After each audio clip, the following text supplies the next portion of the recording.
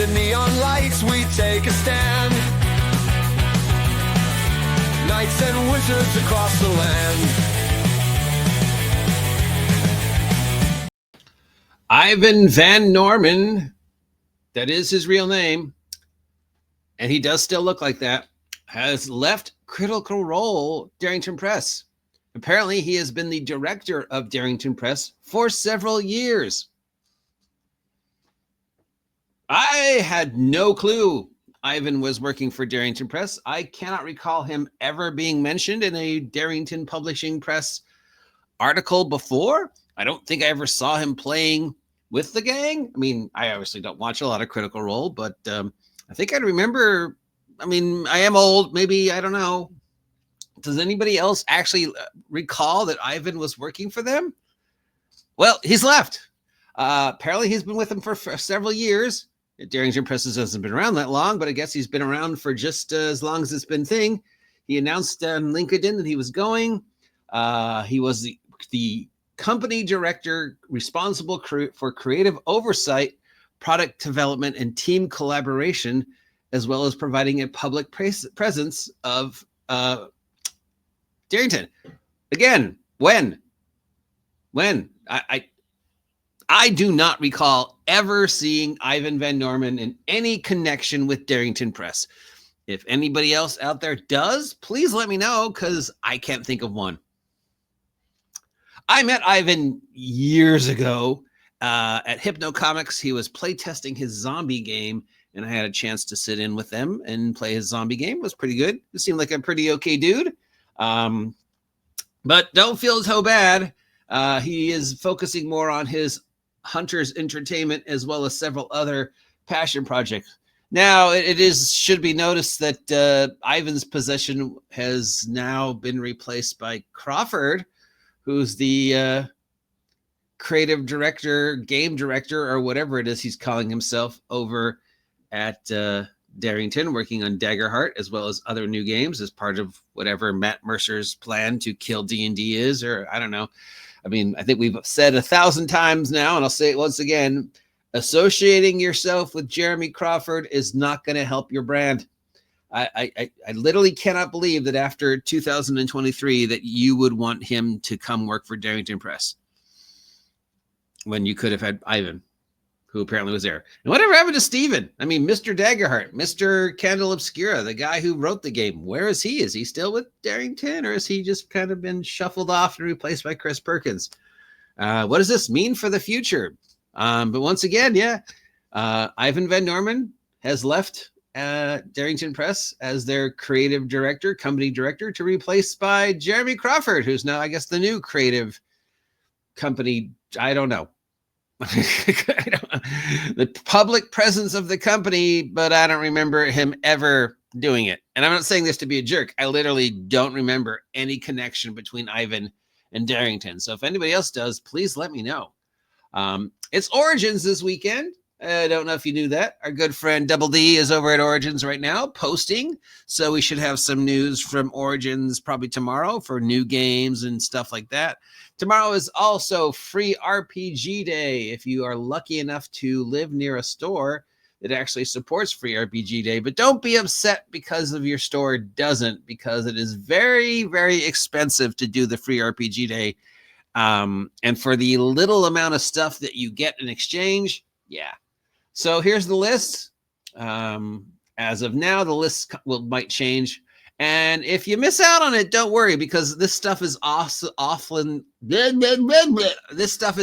available sometimes as soon as the very next day on drive-thru and other sites. So all the PDFs of all the game stuff, you would still be able to get. Some of the other stuff like the dice or the t-shirts or the whatever stuff, obviously, once it's gone, but everything else. There is a locator. I'll post that down below. So if you want to see if your store has it. This is the list. As of now, this list could change. So let's go first at the physical stuff. We've got a miniature from WizKids. We've got some dice. We've got a scratch-off emergency D20 card.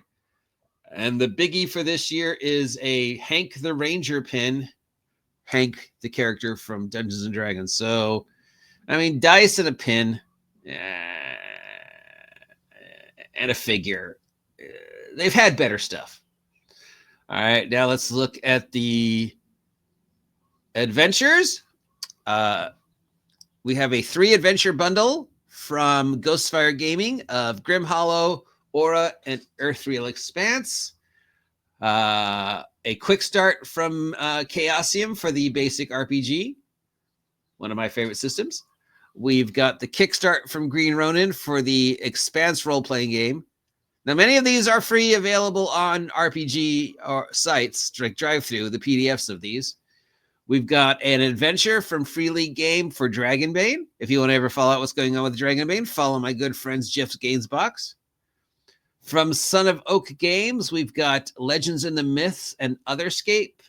These look like adventures, maybe, or quick starts. Doesn't say. It's a demo and a quick start. So yeah. From the Marvel Multiverse role-playing game, we've got an introductory adventure. From Pathfinder, we've got the Scourge of Shareleaf and the Starfinder Adventure Battle for Nova Rush. So these are both little adventures you can get for Pathfinder and Starfinder. Pretty cool. For the Root RPG, we've got the Quick Start, which you could also get for free on drive-thru. From Loke Battle Maps, we have Scry, My Little Eye. It's got tokens and stuff like that. This is an encounter map, which comes from encounters and some other stuff with it. So yeah. Thunder Road Vendetta RPG, Zero Prep Adventure, and Level 1 Free RPG Day Indie Anthology Volume 6 from 9th Level Games. We've got Thunder Road Vendetta, Post-Apocalyptic Road Warriors, and then the anthology is a whole bunch of game stuff for samples. From Cobalt Press, we have The Well of Shadows. This is a quick start adventure, which got a map and some other stuff. Obajim has a 5e adventure called A Great Offering. Edge Studio has a quick start adventure for Arkham Horror. Red Raven Games has a quick start rules adventure for Azum Roleplaying. The Deck of Worlds and Story Engine deck from Story Engine deck is a 35 card sample deck. Those will be really expensive, so the chances of your game store actually having that will be pretty slim. Dungeon Qual, spelled QRAWL, is a QR code phone-based experience that lets you participate in a choose your own adventure. So you get the QR code, and then you go home. And Goodman Games has a adventure set in Castle White Rock. Exalted Funeral has a quick start rules for Lord of M and Monty Python's little weird role-playing game. Does anybody know if Monty Python actually had anything to do with the role-playing game? I know I asked this before, but yeah. Mana Project has an adventure for their Nightfall role-playing game. Don't Panic Games has the quick start rules for their Nobi role-playing game, which is a card game. Need Games has the quick death rules for their Piga in 1348, which is a zombie apocalypse set during the Black Death. Modifius has a sample Fallout RPG and a sample for the Star Trek Adventure RPG. Hit Point Press has a quick start for their Shift role-playing game, which is a multi-genre sci-fi role-playing game. Renegade Game Studios gives us the Shock and Mayhem, the G.I. Joe Transformers role-playing game crossover. Norse Foundry gives us Titan Keeps, where the Zell River flows, an introductory adventure for the Norse Foundry setting designed by Ed over at Ed Goodwin, the Forgotten Realms guy. Chip Theory Games brings us Too Many Bones alternate Nom Tyrant battle card. It's a card for the Nom Tyrant battle card game, so it's one little card. And Critical Kit brings us Wires in the Wood, which is a quick start for their role-playing game, about discovery in a wood. So there you go. If you were lucky enough to have a store that is supporting this, this is the stuff you will get. Maybe it depends upon how much the game store spent. The boxes to get this stuff are very expensive, and there's very little stuff in the boxes. It's not really cost effective. If you go to the web page and you see the layout, you'll quickly realize that in order to facilitate a Saturday, even if you'll only get like 4 people come in your store, it still doesn't feel like it's worth it, as opposed to Free Comic Book Day, where you get so much more stuff. But I'll print the link down below where you can check to see if there's a game store near you supporting it. And if you get there early enough, you might be able to grab this stuff. But don't worry if you miss it, because all these quick starts and all these adventures PDFs will be available for free on drive-thru if they're not already. All right, so there we go. Some excitement. We got Ivan Van Norman leaving Darrington, and just the never-ending soap opera of the mystery of what's going on at Darrington Press and the fate of Wizards of the Coast former employees. How many of them are going to end up at Darrington Press? And speaking of Wizards of the Coast,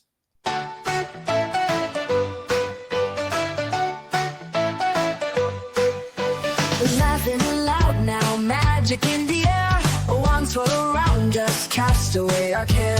Friends in the hallways, adventures we find. Spells and enchantments, trouble on our mind. That's so wizard, oh, oh, oh, oh. Life is a spell we know. We're casting joy and glow, oh, oh. That's a wizard show. hey, remember the Fallbacks? The happy-go-lucky adventuring group that Wizards of the Coast was going to make the new official token adventuring group for all D&D products, because, you know, they were concerned they wouldn't have to be able to milk Critical Role anymore. So they were going to do their own version of Critical Role with the Fallbacks, and they were going to have a live-action role play. They were going to have a video game. They were going to have a comic book. They were going to have a book. And one book came out featuring the Fallbacks, and everybody remember how well that one did? Well, they're dipping into the Fallbacks well once again. They've made a deal with Dark Horse Comics to do the first Dungeons and Dragons comic. I love the short-term memory of Wizards of the Coast. Yes, this is the first Dungeons and Dragons comic, as long as you ignore all the previous Dungeons and Dragons comics. Because no, it's not. There's been Dungeons and Dragons comics before, though this might be the first one working with Dark Horse. I can't remember exactly who did and didn't, but they have done one before. This is a comic book featuring the adventuring group of misfits known as the Fallbacks, who are going to be the new token adventuring group for all Dungeons and Dragons products going forward, because they didn't have one, because they kind of had lost Critical Role and they wanted to have their own Critical Role that was 100% there. So they were going to do, again, they were going to do they're going to do everything that Critical Role did. They were going to have a live play, video games, comic books, novels. One novel came out. Now we're getting the comic book. This is the team that's coming to save the Forgotten Realms. Yeah, I'm sure no AI was used in this picture whatsoever, because that's totally what people look like. Whoever drew this or designed this has no idea what hands or weapons look like. So the team consists of Elf Ogu Tess. I don't know what an Elf Ogu is. Human Fighter Anson. Tiefling Bard Lark. Dwarf Cleric Baldric. And their Atug Companion Uggy. So here's our Elf Ogu, I guess. Well, this is the thief. Who for some reason is wearing a cat mask and has got a pistol crossbow and a knife. Yeah. Then this is our dwarf cleric. This totally screams dwarf cleric. Yep. That's totally what a mace looks like. Or a warhammer. Or a broom. This is our bard with an electric guitar, because for some reason we cannot do bards unless they've got electric guitars anymore. wearing this nice modern day clothes because apparently everybody in the Forgotten Realms now dresses like it's the 80s. This is our human fighter with a broken sword that is in no way, shape, or form the Eye of Thundera. Oh, wait. Yeah, it is. This is the Eye of Thundera. Lightning coming off of his broken sword. Why is it broken? Why does it look like a piece of candy? I don't know. I guess you have to look at the story. And then this is our elf. I don't know who this is. I guess this is the elf Ogu. Yeah, cleric, bard, thief, fighter. That leaves only the elf Ogu Tess. So this has got to be Tess. Except this one's got pointed ears, so maybe this is the elf Ogu, and that's the, I don't know. I don't know what an elf Ogu is. Is that a new class? I'm guessing this is a wizard. Holding her staff. Weirdly strange. I don't really know what's going on with her and her stuff. And then that's the Ottog, who apparently can fly, because I guess they couldn't get Boo. Mink Sing Boo. So their team has got to have a cute little pet following them. And apparently this is a Ottug that's the size of a small dog, as opposed to the actual Ottugs, which are gigantic poop-eating monsters. So yeah, Tiefling Bard, who wears dressed in modern day clothing and a modern day hat, holding his guitar. Very weird. This very weird looking dwarf who just, look at those eyes. I mean, he doesn't even look, and this beard, and where's the helmet, and what is he wearing? A duster over plate mail, and he's got this gigantic thing hanging from his jacket, because apparently cyberpunk dusters are now a thing. Holding a broom. It isn't nice. They all get to start with magic items. And whoever designed this obviously does not know how people hold weapons, or what weapons look like, or what real people look like, or what comic book fans are looking for. I mean, the D&D Pathfinder comics have never been incredibly successful, but they've been around. So to say it's the first, again, it's the Wizards of the Coast. False advertising forgetfulness, because they're just saying it's the first, but what they're really saying is it's the first time we've done anything with Dark Horse. I don't recall them working with Dark Horse in the past, but maybe they did.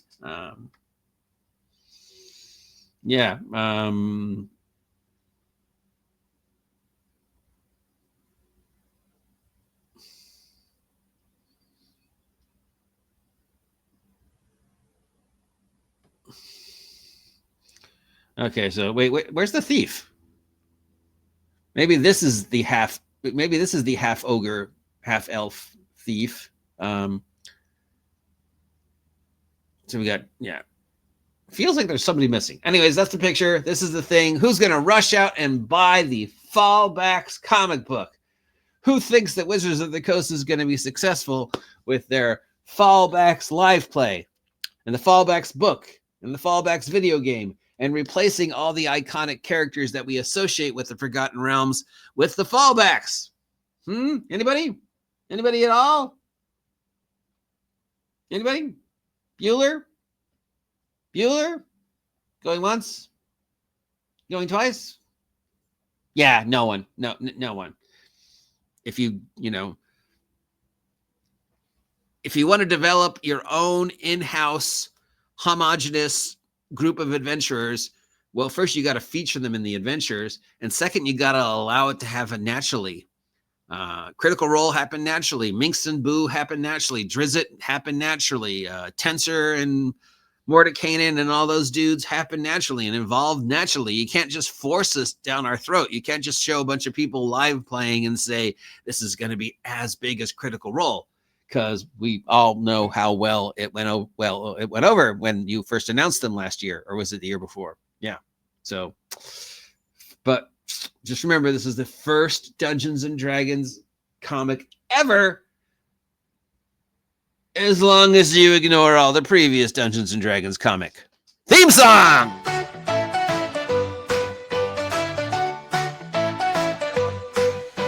We're laughing aloud now, magic in the air. Wands swirl around us, cast away our care. Friends in the hallways, adventures we find, spells and enchantments, trouble on our mind. That's so wizards, oh, oh, oh, oh. Life is a spell we know. We're casting joy and glow, oh, oh. That's a wizard show. Mischief in the classroom, potions gone astray, flying through the quad, now brighter every day.